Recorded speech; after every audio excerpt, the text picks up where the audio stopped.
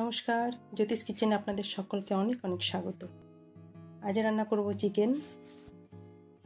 তো ভাবলাম রান্নাটা আপনাদের সঙ্গে শেয়ার করি। তো চলুন রান্নাটা শুরু করি। তেল দিয়ে দিলাম, সর্ষের তেল, তার ভিতরে জিরা, তেজপাতা, কারি পাতা দিয়ে দিলাম।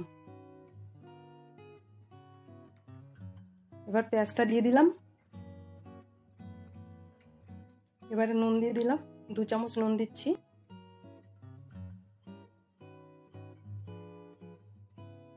পেঁয়াজটা ভালো করে ভাজা হয়ে গেছে। এবার দিয়ে দিচ্ছি হলুদের গুঁড়ো, লঙ্কার গুঁড়ো, ধনিয়ার গুঁড়ো আর দিচ্ছি জিরার গুঁড়ো। এবার এই মশলাটা ভালো করে ভেজে নেব পেঁয়াজের সঙ্গে। একটা টমেটো দিয়ে দিচ্ছি কেটে। মশলাটা বেশ ভালো করে কষানো হয়ে গেছে। এবার চিকেনটা দিয়ে দিচ্ছি।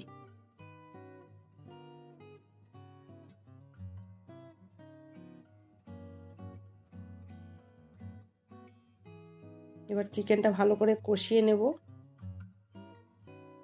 যতক্ষণ চিকেনের জলটা শুকিয়ে না যায় ততক্ষণ চিকেনটা আমি কষিয়ে নেব।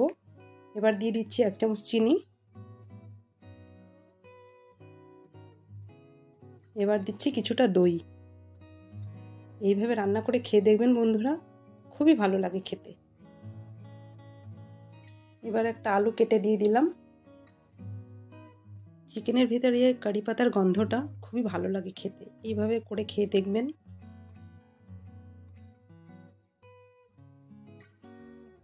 চিকেন প্রায় কষানো হয়ে গেছে, আর বেশিক্ষণ কষাবো না।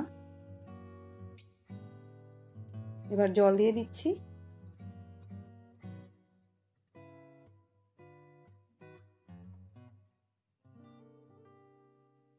এবার একটু নেড়েচেড়ে ঢাকা দিয়ে দেব।